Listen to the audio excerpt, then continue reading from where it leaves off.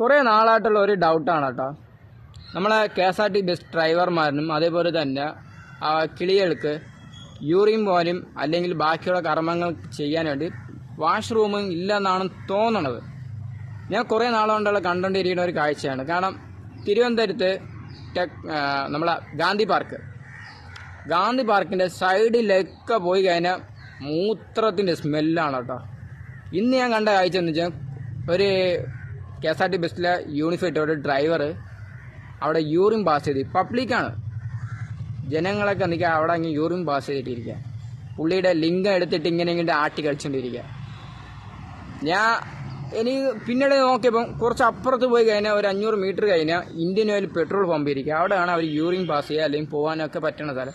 പക്ഷേ പബ്ലിക് ഏരിയയിൽ ഇത് എന്തുകൊണ്ട് ഇങ്ങനെ ചെയ്യണമെന്നറിയില്ല. അവർ പാർക്കിൻ്റെ പേര് വന്നിട്ട് ഗാന്ധി പാർക്ക് എന്ന് പേരിട്ടിട്ട് അവിടെ നടത്തുന്ന വൃത്തിയായിട്ട പരിപാടികളാണ് ഇന്ന് ഞാൻ കണ്ടതാണ്.